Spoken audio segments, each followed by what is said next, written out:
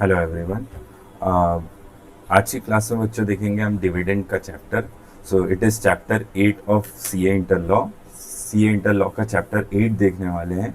That is name क्या है? Declaration and payment of dividend. So declaration and payment of dividend के बारे में पढ़ने वाले हैं एंड सारे के सारे कॉन्सेप्ट्स हम पढ़ेंगे from our hand written notes. That is chapter 8 declaration and payment of dividend. So start करते हैं declaration and payment of dividend से। सो ये बहुत ही छोटा सा चैप्टर, बहुत ही स्कोरिंग चैप्टर है आपके सीए इंटर लॉ का। ओनली 5 सेक्शन है इसमें और आपको ये 5 सेक्शंस कवर करके भी 4 से 6 मार्क्स आपको आ सकते हैं in the exams. So very very important. आपने देखा ही होगा कि सितंबर 25 का एग्जाम कितना डिफिकल्ट आया था, कितने कॉन्सेप्चुअल क्लैरिटी की नीड होती है इन द चैप्टर्स। तो हम वही कंसेप्चुअल क्लैरिटी को पढ़ने वाले हैं ये वाले चैप्टर में। So let's begin chapter number 8 declaration and payment of dividend को स्टार्ट करते हैं। So declaration and payment of dividend में पढ़ना है अपने को कितने सेक्शंस? 5 सेक्शंस। 5 सेक्शंस के पहले हम पढ़ने वाले हैं basics of the chapter. Chapter में क्या क्या है उसके बारे में थोड़ा सा हम पढ़ने वाले हैं बेसिक्स में। सो 2 पार्ट्स में डिवाइड किया मैंने बच्चों इस वाले चैप्टर को। That is declaration and payment of dividend, that is divided into 2 parts. कौन से 2 पार्ट्स हैं? One is the basics part and दूसरा प्रोविजंस के पार्ट। सो प्रोविजंस के पार्ट में अपन 5 सेक्शंस देखने वाले हैं। बेसिक्स में थोड़ा बहुत देखेंगे कि ये चैप्टर में किस चीज़ के बारे में बात करने वाले हैं, कौन से डिविडेंड्स होते हैं, कितने तरह के डिविडेंड्स होते हैं। सो वो सारी चीज़ें हम देखने वाले हैं बेसिक्स के पार्ट में। सो स्टार्ट करते हैं बेसिक्स से। सो बेसिक में सबसे पहली बात आती है कि व्हाट इज डिविडेंड, क्या होता है डिविडेंड। सो डिविडेंड का मतलब क्या होता है? सबसे पहले तो कोई भी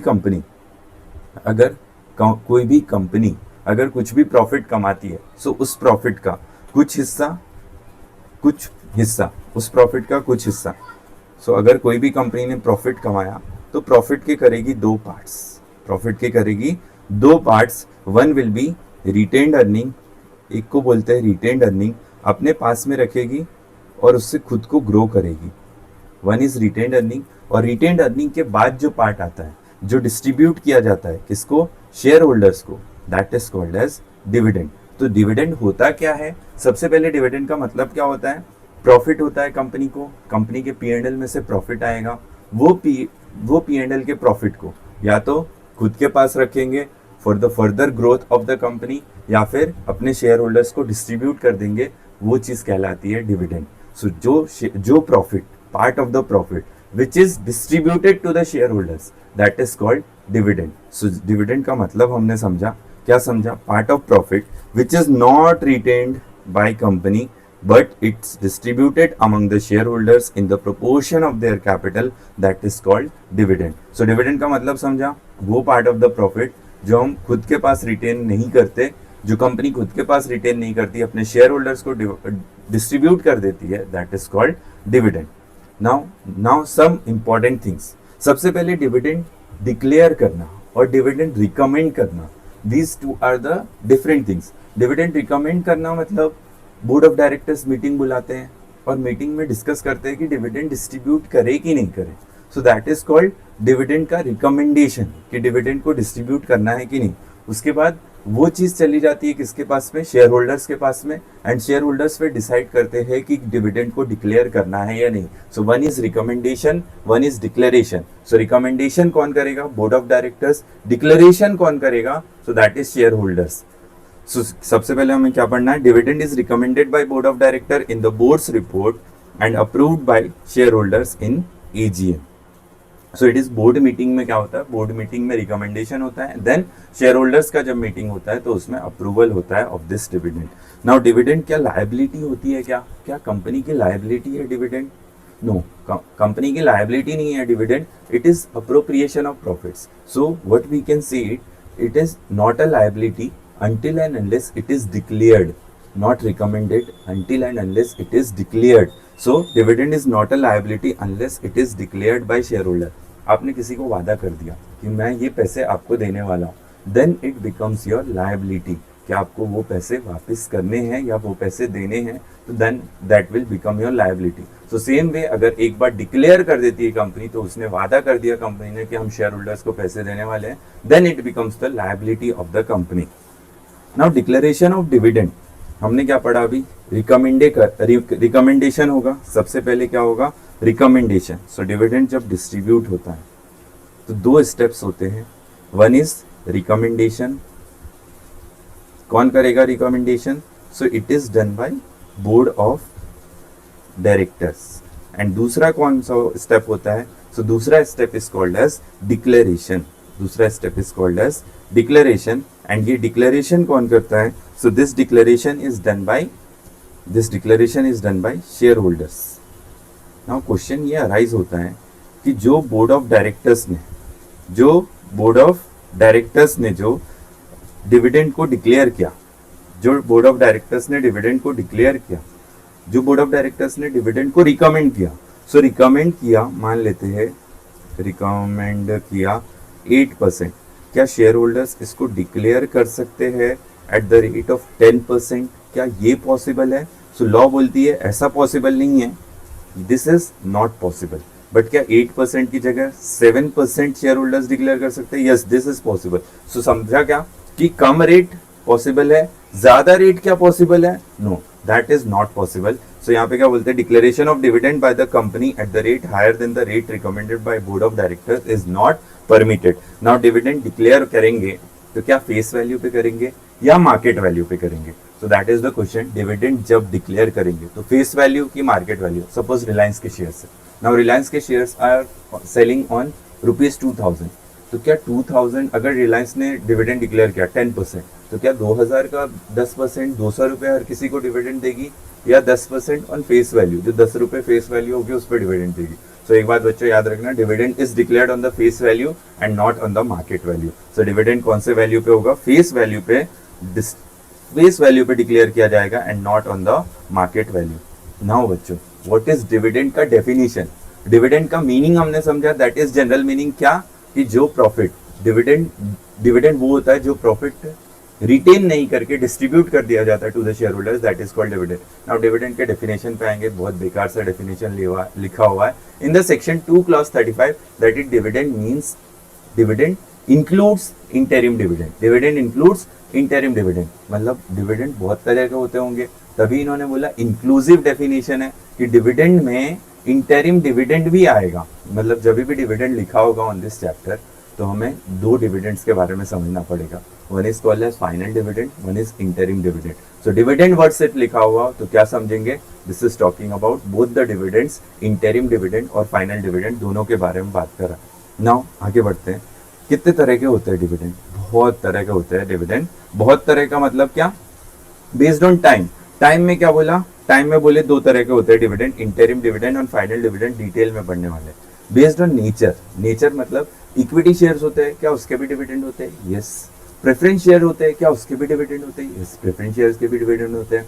प्रेफरेंस शेयर्स पे फिक्स डिविडेंड होते हैं। नाउ प्रेफरेंस शेयर पे दो इंपॉर्टेंट थिंग आता है, that is called as cumulative preference share and non cumulative preference share. इसके अलावा भी बहुत सारे प्रेफरेंस शेयर्स है, redeemable preference share, irredeemable preference share, so बहुत सारे तरह के प्रेफरेंस शेयर होते हैं। उसमें इंपॉर्टेंट हमें क्या समझना है, cumulative and non cumulative preference share. So cumulative preference share में हमने क्या पढ़ा था, क्यूमुलेटिव प्रेफरेंस शेयर में हमने पढ़ा था ऐसा कि सपोज अगर किसी साल में डिविडेंड डिस्ट्रीब्यूट नहीं कर पाती है कंपनी, तो क्या अगले साल वो प्रेफरेंस शेयर होल्डर्स को क्या डिविडेंड देना पड़ेगा? द आंसर इज यस, उस अगले साल में डिविडेंड देना पड़ेगा to the cumulative preference share holders. Non cumulative preference share holders को देना पड़ेगा क्या? द आंसर इज नो, उनको देने की जरूरत नहीं है। सो नाम में ही क्या लिखा है, क्यूमुलेटिव जमा होता रहेगा आपका डिविडेंड, नॉन क्यूमुलेटिव में क्या जमा होता रहेगा? नहीं। क्या इक्विटी शेयर होल्डर्स के केस में हमें देना जरूरी है? नहीं। सो जब हमारे पास प्रॉफिट होगा तो कंपनी चाहे, बोर्ड ऑफ डायरेक्टर्स चाहे तो डिविडेंड डिस्ट्रीब्यूट कर सकती है, नहीं चाहे तो डिविडेंड डिस्ट्रीब्यूट करना कोई लायबिलिटी नहीं है, कोई जिम्मेदारी नहीं है। नाउ बच्चों आते हैं अगले टॉपिक पे, that is called as interim dividend. So हमें दो डिविडेंड्स पढ़ने हैं in this chapter, very detail, final dividend and interim dividend. तो समझना तो पड़ेगा what is called as interim dividend और what is called as final dividend. एक लाइन में आंसर बताता हूँ बच्चों, एक सिंपल सा लाइन याद रखना है, जो dividend is not distributed on AGM that is called interim dividend. क्या बोला हमने, जो डिविडेंड हमने एजीएम में डिस्ट्रीब्यूट नहीं किया, एजीएम में डिक्लेयर नहीं किया, that is called interim dividend. अरे sir, but the question is कि डिविडेंड का रिकमेंडेशन करता है बोर्ड ऑफ डायरेक्टर्स एंड उसका डिक्लेरेशन करता है शेयर होल्डर्स, तो अगर शेयर होल्डर्स का मीटिंग नहीं होगा तो वो डिविडेंड कैसे डिस्ट्रीब्यूट होगा, डिविडेंड डिक्लेयर कैसे होगा? सो यही कॉन्सेप्ट आता है बच्चों इंटरिम डिविडेंड में। क्या बोलते हैं कि इंटरिम डिविडेंड के केस में नाउ एजीएम होता है तभी शेयर होल्डर्स आएंगे। नाउ एजीएम तो हो नहीं रहा तो शेयर होल्डर्स आ नहीं रहे, तो क्या हो रहा है यहाँ पे बोर्ड ऑफ डायरेक्टर्स ही क्या कर रहे हैं, रिकमेंड कर रहे हैं, बोर्ड ऑफ डायरेक्टर्स ही क्या कर रहे हैं, डिक्लेयर कर रहे हैं। क्योंकि एजीएम तो आया नहीं, एजीएम हुआ नहीं, तो क्या शेयर होल्डर्स आएंगे, नहीं आएंगे। तो यहाँ पे डिविडेंड का रिकमेंडेशन एंड डिविडेंड का डिक्लेरेशन दोनों किसके हाथ में आ जाता है, that is in the hands of board of directors only. So यहाँ पे डिविडेंड डिक्लेयर और रिकमेंड दोनों ही कौन करते हैं, दोनों ही बोर्ड ऑफ डायरेक्टर्स करते हैं। सो इंटरिम डिविडेंड को समझने का क्या सिंपल सा मेथड, ईजीएम को छोड़ के कोई भी डेट पे डिविडेंड डिक्लेयर किया, that is called as interim dividend. So interim dividend के बारे में पढ़ते हैं। Interim dividend is declared and paid during an accounting year that is before the finalisation of accounts for the year. Now बच्चों ये finalisation of accounts कौन से दिन पे होता है, ये समझने वाली बात है। फाइनलाइजेशन ऑफ अकाउंट्स अगर हम बात करें एक कंपनी के, अगर हम बात करें एक कंपनी के सिंपल से P&L अकाउंट के बारे में, सो एक कंपनी के P&L अकाउंट के बारे में अगर बात करें या balance sheet books of accounts की बात करें, सो बुक्स ऑफ अकाउंट्स की बात करें तो that is prepared. Prepared year and कब होता है, अपना ईयर एंड होता है अपना 31 March of any year, 31 March of year. Now suppose अगर 24-25 है फाइनेंशियल ईयर 24-25, तो इसका ईयर एंड कब होगा, 31 मार्च 2025। नाउ फाइनलाइजेशन ऑफ बुक्स कब होता है, फाइनलाइजेशन ऑफ बुक्स इज जब ऑडिटर्स ऑडिट कर देंगे, जब ऑडिटर्स ऑडिट कर देंगे एंड जब ऑडिट रिपोर्ट वगैरह साइन हो जाएगा, जब अप्रूव हो जाएगा, तो that is called finalisation. And ये फाइनलाइजेशन होता कब है बच्चों, this finalisation is on AGM. कब होता है, एजीएम पे होता है। सो एजीएम के पहले कोई भी डिविडेंड डिस्ट्रीब्यूट किया, that is called interim dividend. So यहाँ पे समझा what is interim dividend. AGM के पहले जो भी डिविडेंड डिस्ट्रीब्यूट किया that is called interim dividend, मतलब एजीएम की डेट को छोड़ के जिस दिन भी हमने डिविडेंड डिक्लेयर किया that is called as interim dividend. So ये सिंपल सा एक टॉपिक आता है that is called as interim dividend. अपन ने एक एग्जांपल भी ले रखा है, दैट इज कौन सा ईयर चल रहा है, 23-24। नाउ 23-24 में बीच में किसी डेट में क्या किया, बोर्ड मीटिंग हुई एंड बोर्ड मीटिंग में डिविडेंड प्रपोज प्लस डिक्लेयर हुआ, that is called interim dividend. 31 March के बाद बोर्ड मीटिंग हुआ, वहां पे डिविडेंड प्रपोज प्लस डिक्लेयर हुआ, that will also be called as interim dividend. दोनों को ही क्या बोलेंगे, इंटरिम डिविडेंड बोलेंगे। Now important question is interim dividend कहाँ से डिस्ट्रीब्यूट कर सकते हैं, कौन से सोर्सेज होंगे इंटरिम डिविडेंड डिस्ट्रीब्यूट करने के। अरे बच्चों जब तक प्रॉफिट नहीं होगा क्या डिविडेंड डिस्ट्रीब्यूट कर सकते हैं क्या, no, the answer is no.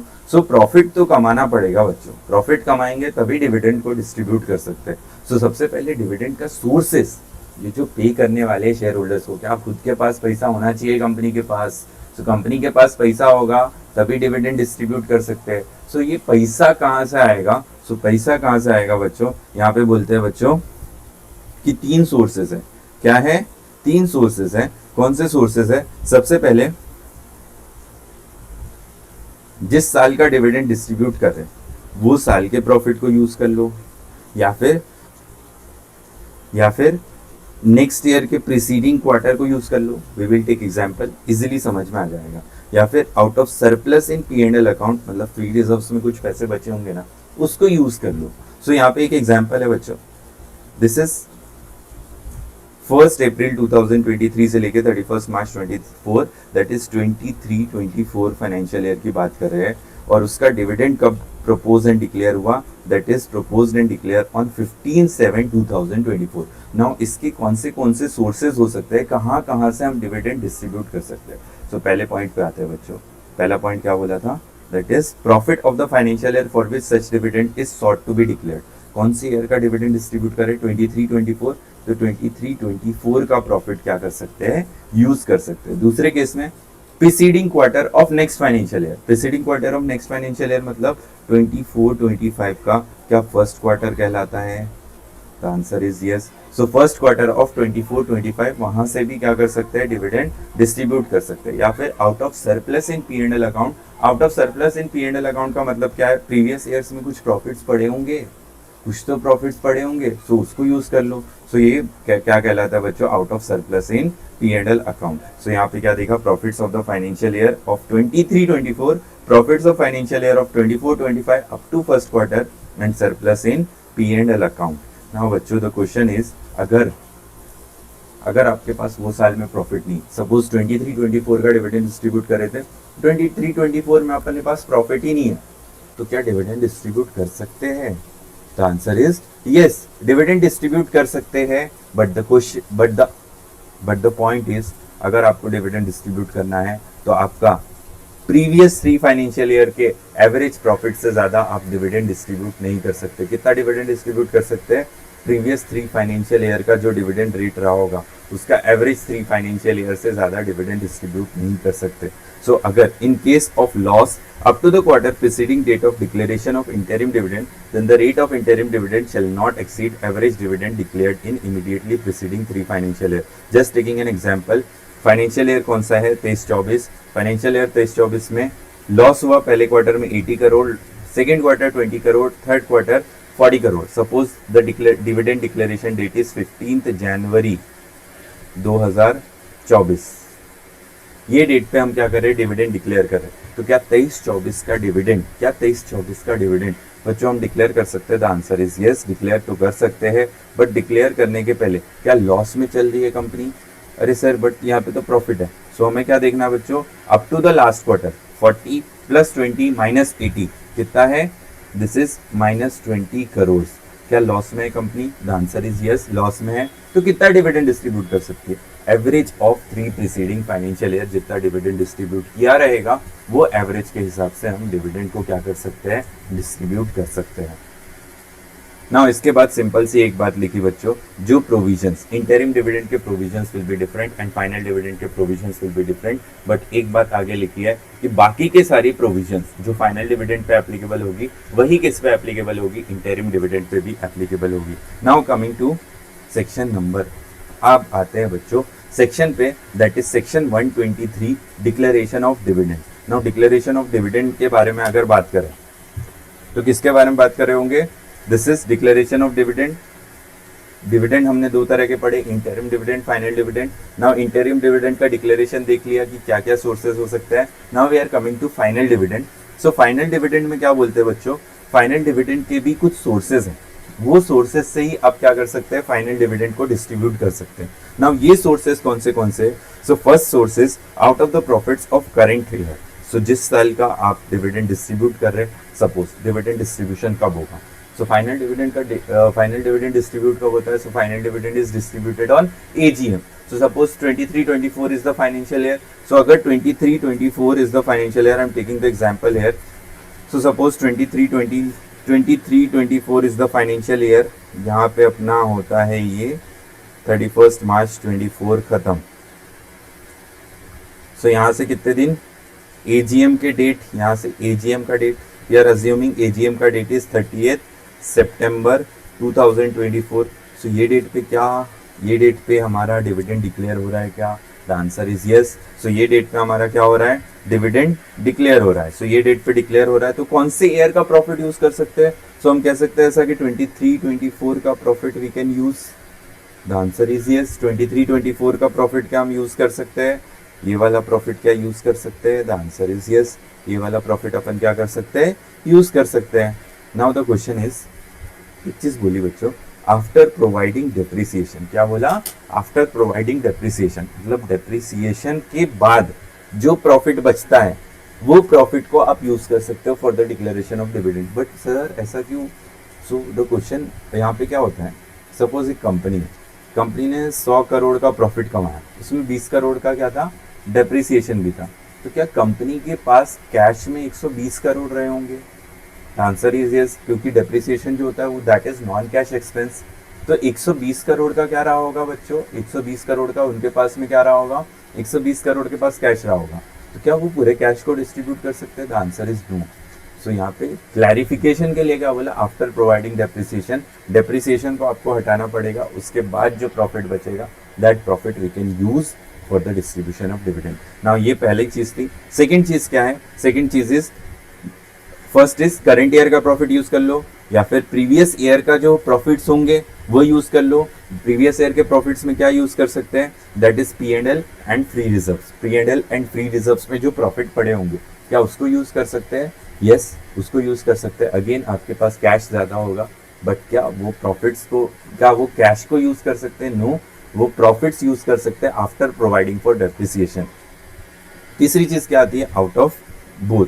Out of both मतलब कुछ करंट ईयर का यूज कर लो, कुछ प्रीवियस ईयर का यूज कर लो, so that is also possible. Now बच्चों ये याद रखना कि सेकेंड वाले केस में क्या है, only P&L and free reserves. So क्या अदर रिजर्व्स भी होते हैं, debenture redemption reserve, revaluation reserve, क्या ये सब यूज कर सकते हैं? So these are not in the category of free reserves, तो ये फ्री रिजर्व्स नहीं होते। ये तीन सोर्सेज होते हैं। एक और सोर्स है बच्चों, this is majorly for the PSUs। किसके लिए होता है, PSUs के हिसाब, PSU के लिए होता है, that is money provided by central government, state government for payment of dividend in pursuance of guarantee given by government. Now ये समझ में तो नहीं आया रहेगा, but we will understand. Now PSU के केस में क्या होता है, PSU के केस में होता है, सपोज गवर्नमेंट है, गवर्नमेंट ने बोला अभी आप प्रोजेक्ट में पैसे इन्वेस्ट कर दो, हम जब डिविडेंड डिक्लेयर करने की जरूरत पड़ेगी ना, तब हम आपको पैसे दे देंगे, उससे आप क्या करना, उससे आप शेयर होल्डर्स को डिविडेंड डिस्ट्रीब्यूट कर देना। सो यहाँ पे क्या किया PSU ने, जब उनके पास प्रॉफिट्स आए तो प्रॉफिट्स को उन्होंने किसी प्रोजेक्ट में इन्वेस्टमेंट किया, और जब गवर्नमेंट ने उनको पैसा दिया तो वो पैसों से उन्होंने क्या किया, वो पैसों से उन्होंने डिविडेंड को डिस्ट्रीब्यूट किया। सो this is called money provided by central government for payment of dividend in pursuance of guarantee given by government. Government ने गारंटी दी थी कि हम आपको पैसे देंगे, वो पैसे दिए, उसके बाद डिविडेंड डिस्ट्रीब्यूट किया कंपनी ने। सो PSUs के केस में ये वाला केस आता है जब गवर्नमेंट क्या करती है, गवर्नमेंट के पैसे से डिविडेंड डिस्ट्रीब्यूट किया जाता है। नाउ क्वेश्चन ये आता है, हमने सेकंड पॉइंट पढ़ा था सोर्सेज ऑफ फाइनल डिविडेंड में कि प्रीवियस ईयर के प्रॉफिट्स को भी यूज कर सकते हैं, और प्रीवियस ईयर के प्रॉफिट्स में फ्री रिजर्व्स एंड P&L के बैलेंस आते हैं। सो P&L के बैलेंस एंड फ्री रिजर्व्स आते हैं। नाउ फ्री रिजर्व्स में कौन सी चीजें इंक्लूड नहीं होती, सो चार चीजों को बोला, this will not be included in the free reserves. चार चीजें कौन सी, पहले पॉइंट नंबर 3 पे आते हैं, that is gain on revaluation of assets and liability. मतलब रिवैल्यूएशन पे जो प्रॉफिट होगा that will not come under the free reserve, उसको आप यूज नहीं कर सकते for the payment of dividend. Fourth point, carrying amount of asset on liability और liability is not equal to fair value. So this is as per the Ind AS, हमें एसेट्स को किस पे दिखाना होता है, फेयर वैल्यू पे दिखाना होता है। सो फेयर वैल्यू अगर ज्यादा है बुक के वैल्यू से, बुक्स वैल्यू से, तो वो वाले पैसे को भी अपन यूज नहीं कर सकते for the payment of dividend. Now first और सेकंड पॉइंट क्या है, notional gain and unrealised profit. Now ये क्या होता है, unrealised profit is called as, जैसे अपना शेयर्स होता है। नाउ शेयर्स की वैल्यू क्या फ्लक्चुएट होती रहती है, यस। आपने कोई शेयर खरीदा 200 का, आपने शेयर खरीदा 200 का, आज उसकी वैल्यू 350 है। नाउ 150 रुपये वैल्यू बढ़ी हुई दिख रही है, यस, बट क्या ये 150 आपका प्रॉफिट हो चुका है, नहीं, this profit is unrealised profit. So unrealised profit को यूज कर सकते हैं क्या, the answer is no, unrealised profit can not be used. And fourth is notional gain. Now notional gain क्या होता है, notional gain is something called as notional gain. आपको क्या कह सकते हैं, शेयर्स की वैल्यू क्या सबको पता होती है, ओपन मार्केट में रहता है क्या, the answer is yes, shares की वैल्यू सबको पता है।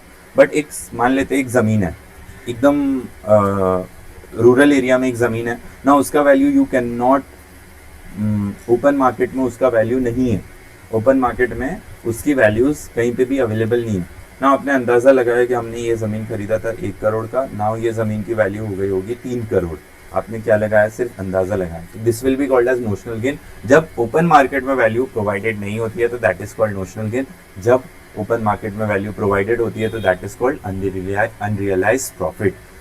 नाउ ये चार चीजें will not be included in the free reserves. Now इसके बाद आते हैं कंपनी को क्या, जब डिविडेंड डिस्ट्रीब्यूट करते हैं तो क्या कंपनी को कुछ अमाउंट जो है वो रिजर्व्स में ट्रांसफर करना है, तो द आंसर इज नो, कोई भी अमाउंट ट्रांसफर करने की जरूरत नहीं है। So no amount to be transferred to any reserves. Free reserve में अमाउंट ट्रांसफर करने की कोई ज़रूरत नहीं है। सो जो डिविडेंड डिक्लेयर किया, आपको फ्री रिजर्व्स में कोई एक्स्ट्रा अमाउंट ट्रांसफर करने की कोई ज़रूरत नहीं है। सो दिस प्रोविजन कम क्योंकि कंपनीज एक्ट 2013 में अमेंडमेंट आया था, एंड अमेंडमेंट के पहले ऐसा प्रोविजन हुआ करता था कि अगर आपने डिविडेंड डिस्ट्रीब्यूट किया तो उसके कुछ certain percentage of the profit आपको क्या करना पड़ेगा, फ्री रिजर्व्स में भी डालना पड़ेगा। सो इसके लिए यहाँ पे एक क्लैरिफिकेशन दी कि अब ऐसा कुछ भी रिक्वायरमेंट नहीं है। आपके क्वेश्चंस होंगे। सो क्वेश्चंस में ऐसे क्वेश्चंस पूछे गए हैं, क्या फ्री रिजर्व्स में कुछ ट्रांसफर करने की जरूरत है क्या? तो answer will be no. Now बच्चों सबसे important part, now the important part is, हमने पढ़ा था एब्सेंस ऑफ प्रॉफिट के केस में, इंटरिम डिविडेंड के केस में एब्सेंस ऑफ प्रॉफिट होता है तो इमीडिएटली प्रीसीडिंग 3 फाइनेंशियल ईयर उसके एवरेज से ज़्यादा डिविडेंड हम डिस्ट्रीब्यूट नहीं कर सकते।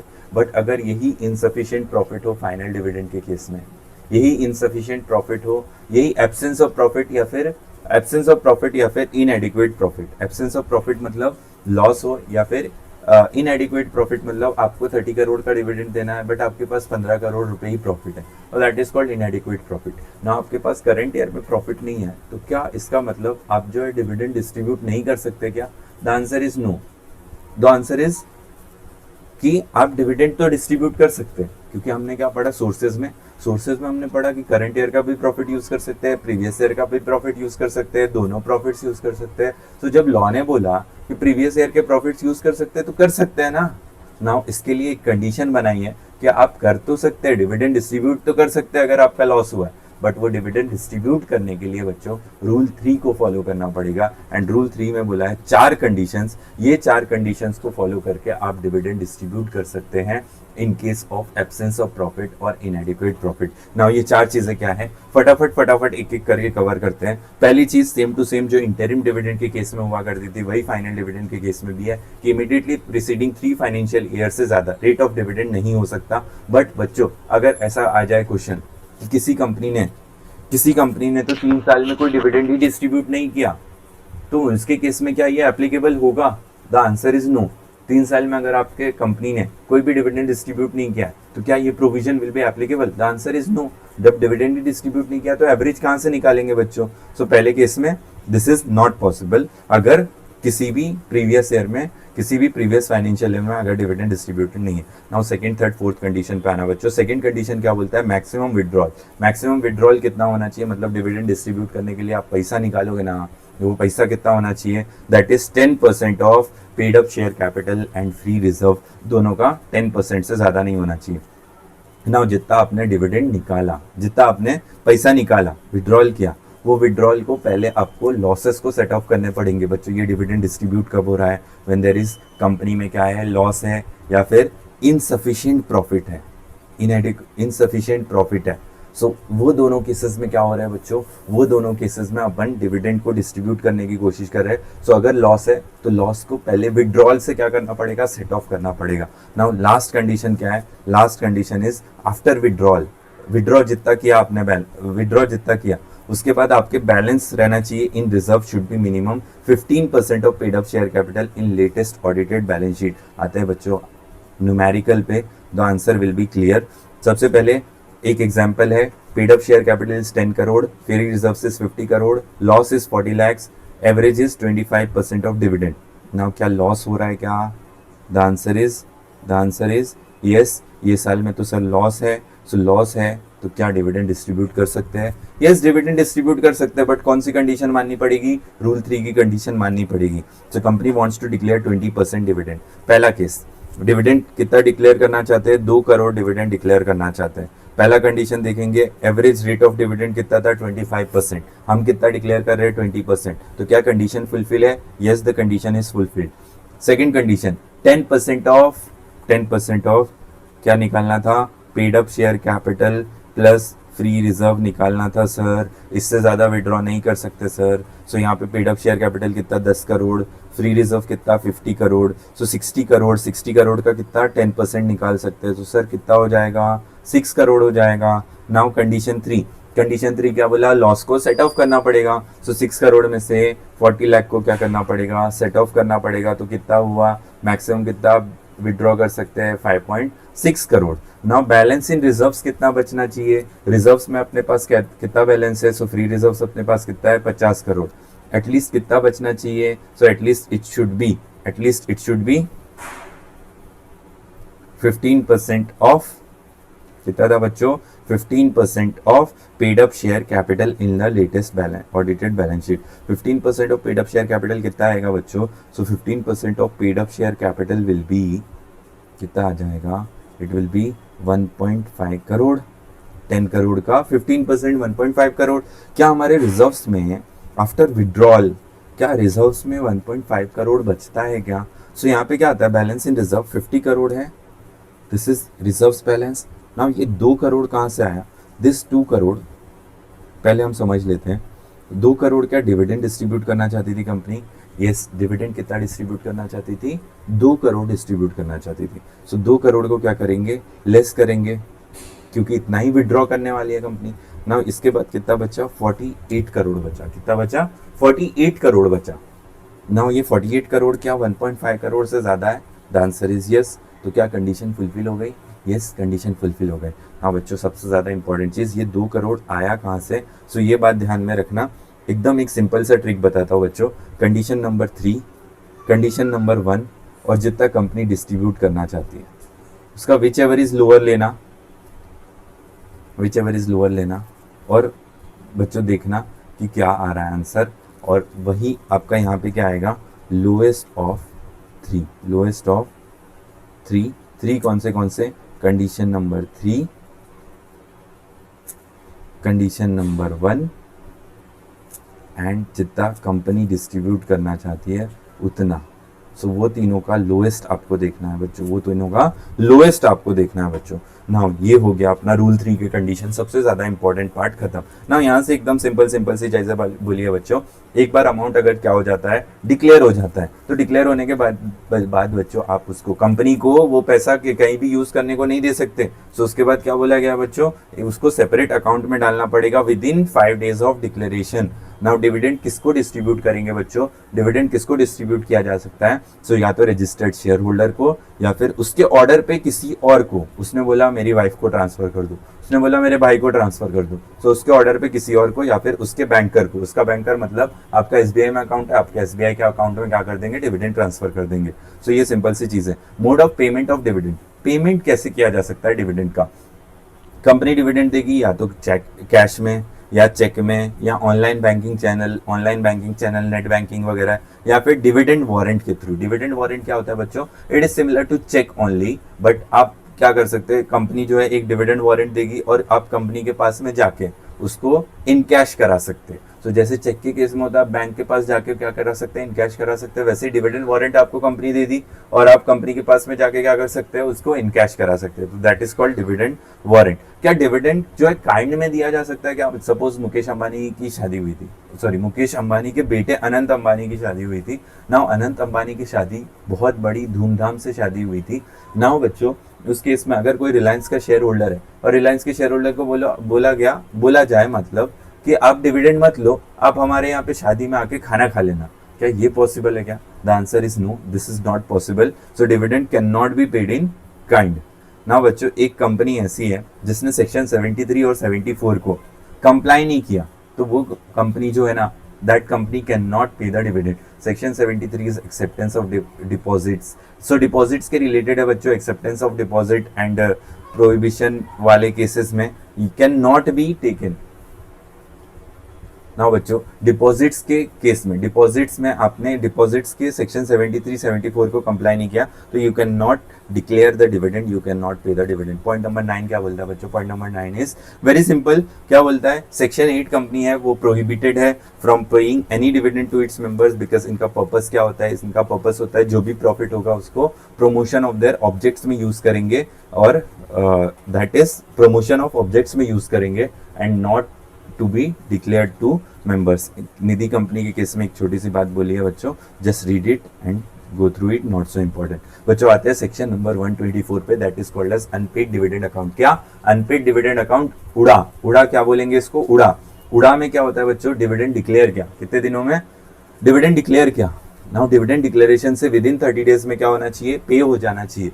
सबसे पहले बात करते हैं बच्चों डिविडेंड डिक्लेयर किया, हमने पढ़ा था सर सेक्शन नंबर 123 में डिविडेंड डिक्लेयर होता है तो 5 दिनों के अंदर सेपरेट बैंक अकाउंट में ट्रांसफर हो जाना चाहिए। Yes, the answer is yes.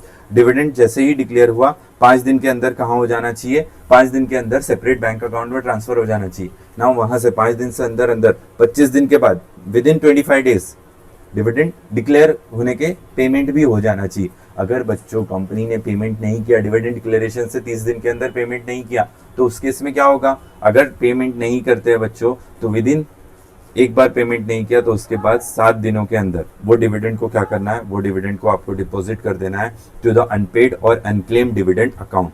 Unpaid unclaim dividend account में आपको क्या करना पड़ेगा, उसको आपको ट्रांसफर करना पड़ेगा।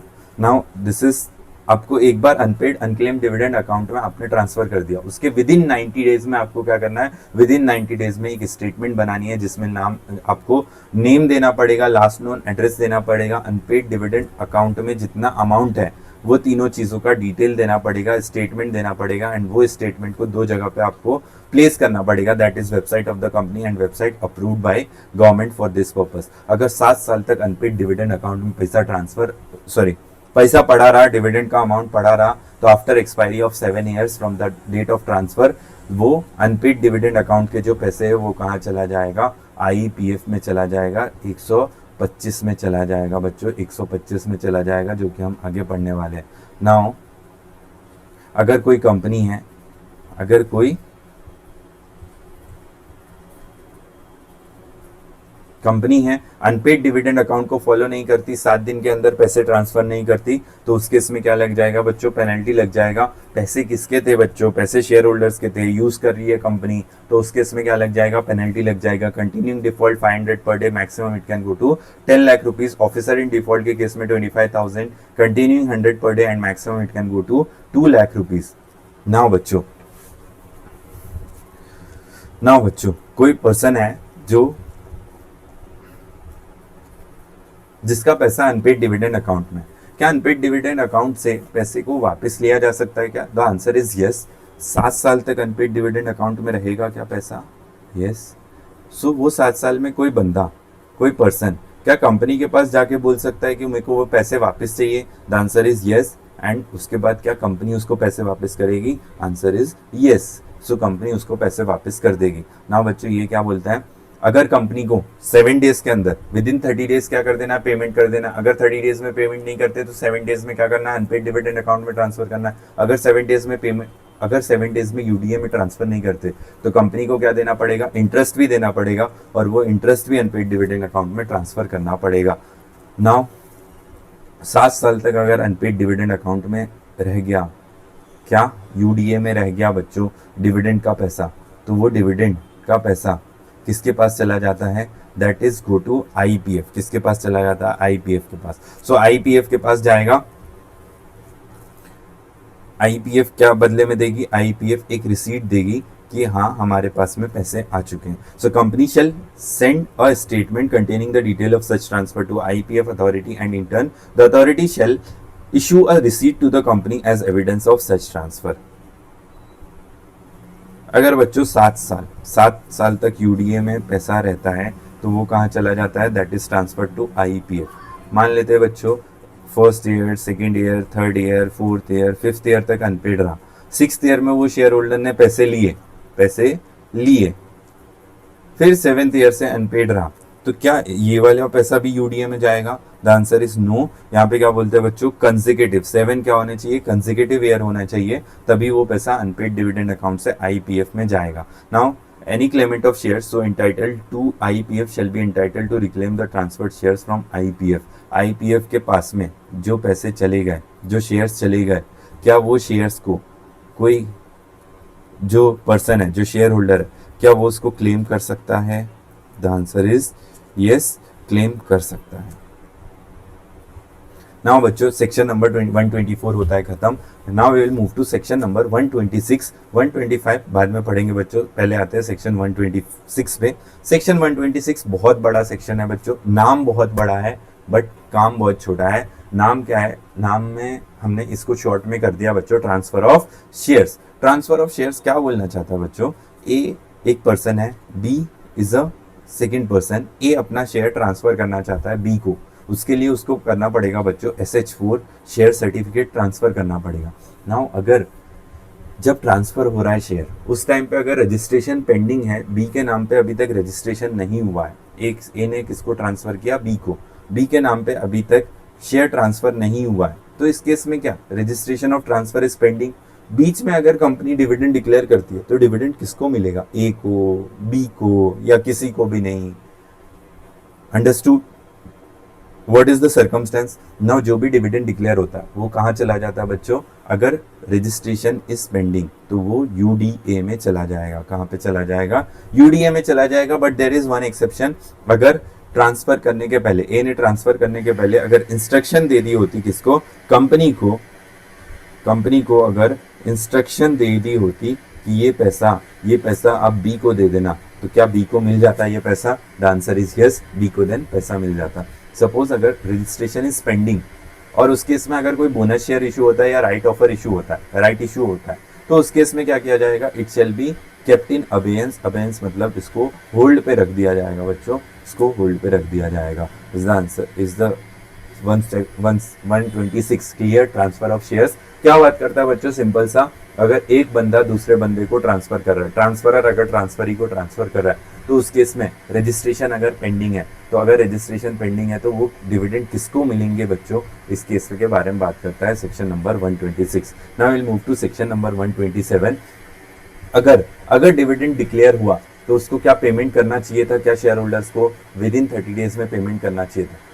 मगर अगर विद इन 30 डेज में अगर पेमेंट नहीं होता है तो क्या उस केस में कंपनी को कुछ पेनल्टी लगेगी? Yes, the answer is yes. कितना पेनल्टी लगेगी? सो ये section 127 punishment for failure to distribute dividend क्या बोलता है बच्चों? कब ये provisions will be applicable? When company fail to pay dividend within 30 days and dividend warrant is not posted within 30 days. क्या दो तरह से पेमेंट किया जा सकता है? कैश चेक या फिर इलेक्ट्रॉनिक चैनल्स या फिर डिविडेंड वारंट के थ्रू। सो या तो आप पेमेंट कर दो या फिर डिविडेंड वारंट को पोस्ट कर दो। सो आपने दोनों ही काम नहीं किया बच्चों, तो क्या इस केस में कंपनी को पेनल्टी लगेगी? Yes, the company is liable to penalty. And company को कितना पेनल्टी लगेगा? सो कंपनी को पेनल्टी नहीं, इंटरेस्ट लगता है। कितना? इन 18% पर एनम। सो 30 डेज में अगर पेमेंट नहीं करते, 60 डेज में पेमेंट करते, तो क्या 30 डेज के लिए 18% पर एनम का इंटरेस्ट लगेगा? द आंसर इज यस, 18% का क्या लगेगा? इंटरेस्ट लगेगा। नाउ डायरेक्टर, अगर किसी डायरेक्टर ने जानबूझ के ऐसा किया कि उन्होंने पैसे डिविडेंड डिक्लेयर कर दिया बट पैसे दे नहीं रहे शेयर होल्डर्स को, तो क्या उनको भी पेनल्टी है? Yes, the answer is yes. Imprisonment हो जाएगा 2 साल तक का and fine is ₹1000 per day. Share holders का पैसा अगर कंपनी खुद यूज करेगी तो क्या डायरेक्टर्स को पेनल्टी लगेगी? The answer is yes. Now इसके कुछ एक्सेप्शंस है। क्या एक्सेप्शंस है सर? 30 डेज में पेमेंट करना था बट 30 डेज में पेमेंट नहीं किया, फिर भी पेनल्टी नहीं लगेगी। वो कौन से केसेस है? सो देयर आर 5 केसेस जहाँ पे क्या होता है बच्चों, जहाँ पे 5 केसेस जहाँ पे क्या होता है, जहाँ पे अगर डिविडेंड डिक्लेयर किया बट पेमेंट नहीं किया, still is not liable, company is not liable. Now कौन से ये 5 cases? First is not paid due to operation of law. Not paid due to operation of law, section 126 पढ़ा बच्चों। Now section 126 में एक था कि ट्रांसफर ऑफ शेयर्स अगर पेंडिंग है तो उस केस में डिविडेंड डिक्लेयर करा बट पेमेंट करे किसको? तो उस केस में बच्चों ये लॉ के वजह से हम पेमेंट नहीं कर पा रहे, तो क्या कंपनी को पेनल्टी लगानी चाहिए? The answer is no, company को पेनल्टी नहीं लगानी चाहिए। So this is the first case, not paid due to operation of law. Second क्या बोलता है? When there is a dispute with regard to right to receive dividend. Dispute कब बच्चों? जब भाइयों के झगड़े होते हैं। नाउ भाइयों के झगड़े होते हैं तो एक फादर थे, फादर के पास 1000 शेयर्स था। नाउ भाइयों में झगड़े हो रहे, मैं 1000 शेयर्स लूंगा, मैं 1000 शेयर्स लूंगा। सो ऐसा करके झगड़ा हो रहा है, तो क्या अभी राइट है, जो टाइटल है वो क्लियर है कि किसको मिलना चाहिए? The answer is no. तो क्या वहां पे डिविडेंड दिया जाएगा क्या? The answer is no. वहां पे अगर कंपनी डिविडेंड नहीं भी देती है तो क्या कंपनी पे लायबिलिटी आएगी? क्या कंपनी पे कुछ भी पेनल्टी आएगा क्या? The answer is no. Now बच्चों थर्ड केस आता है। थर्ड केस क्या है?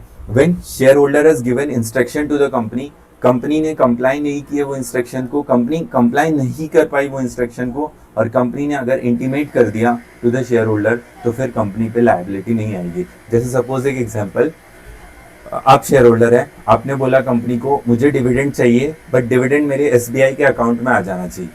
नाउ कंपनी ने चाहा कि आपके SBI के अकाउंट में वो पैसे को ट्रांसफर कर दे, बट SBI वाले लंच ब्रेक पे थे तो उन्होंने पैसे एक्सेप्ट नहीं किए।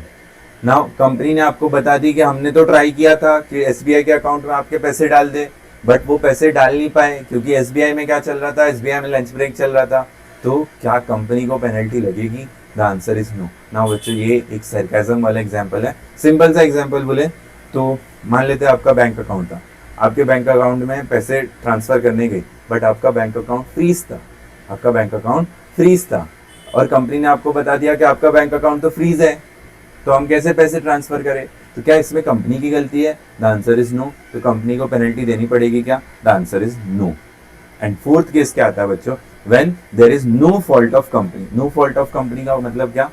सपोज बच्चों कोविड का टाइम है ना, कोविड के टाइम पे क्या पोस्ट की सर्विसेज अवेलेबल रही होगी क्या? The answer is no. So अगर पोस्ट की सर्विस अवेलेबल नहीं रही थी तो क्या डिविडेंड वारंट है, क्या उसको पोस्ट किया जा सकता था क्या? The answer is no. तो क्या वहां पे कंपनी की गलती है क्या? नहीं। तो क्या कंपनी की गलती नहीं है तो क्या कंपनी पे पेनल्टी लगाएंगे? नहीं लगाएंगे। सो दैट इज एन एग्जांपल। या फिर डिविडेंड वारंट को पोस्ट किया बट पोस्ट ऑफिस वाले पोस्टमैन ने खो दिया उसको, तो कंपनी की गलती नहीं है, तो वहां पे क्या कंपनी की लायबिलिटी आएगी? सो कंपनी की लायबिलिटी नहीं आएगी। एंड फिफ्थ केस क्या आता है? When company has adjusted dividend from any dues of share holder towards company. जैसे मान लेते हैं डिविडेंड डिस्ट्रीब्यूट किया 50,000 का किसी शेयर होल्डर को, बट किसी शेयर होल्डर का 30,000 अनपेड है ऑन द शेयर्स। तो अनपेड है ऑन द शेयर्स, तो मतलब कंपनी क्या 30,000 को सेट ऑफ कर सकती है? The answer is yes, company set of कर सकती है। और वो 30,000 को 5,000 एग्जाम्पल 50,000 क्या था? 50,000 डिविडेंड डिस्ट्रीब्यूट किया। नाउ किसी का अनपेड है शेयर्स 60,000, तो क्या ये 50,000 को सेट ऑफ कर सकते हैं? The answer is yes. तो क्या उसको डिविडेंड डिस्ट्रीब्यूट करने की जरूरत है?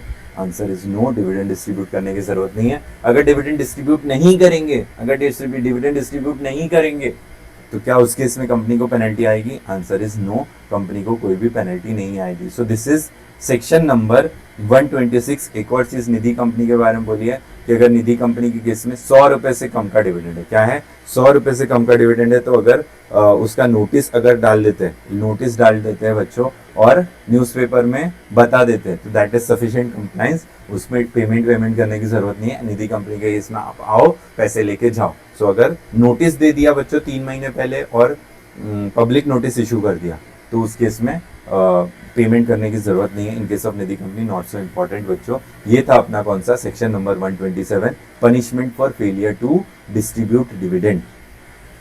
क्या होता था punishment for failure to distribute dividend में? सबसे पहले कब एप्लीकेबल होगा? जब कंपनी ने 30 दिन में पैसे नहीं दिए। कितना इंटरेस्ट? 18% पर एनम का इंटरेस्ट देना पड़ेगा। एंड डायरेक्टर इन डिफॉल्ट होगा, उसको पेनल्टी लगेगी, इम्प्रिजनमेंट लगेगा, दोनों के दोनों चीजें लगेंगी बच्चों। बट 5 एक्सेप्शन हमने देखे कि ये 5 केसेस में क्या होता है?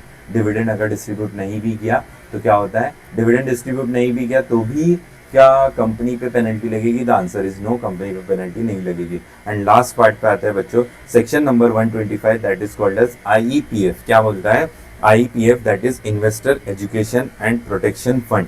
आपके सेक्शन का, आपके चैप्टर का लास्ट सेक्शन, और ये थोड़ा बड़ा सेक्शन है। इसमें कुछ अमाउंट्स आपको देखने पड़ेंगे बच्चों। दिस इज कुछ अमाउंट्स क्रेडिट होंगे, कुछ अमाउंट्स डेबिट होंगे। सो सबसे पहले this fund being established by the central government shall be credited by specific amount and utilized for, मतलब कुछ अमाउंट क्या होंगे? क्रेडिट, कुछ अमाउंट क्या होंगे? डेबिट। यूटिलाइज्ड फॉर मतलब डेबिटेड, एंड कुछ अमाउंट क्या होंगे? क्रेडिट होंगे। किस चीज के लिए यूटिलाइज किया जाएगा? आईपीएफ में पैसा आता है। आईपीएफ में पैसा नाम क्या है? Investor education and protection fund. तो क्या इन्वेस्टर के एजुकेशन के लिए पैसा यूज किया जाएगा? The answer is yes.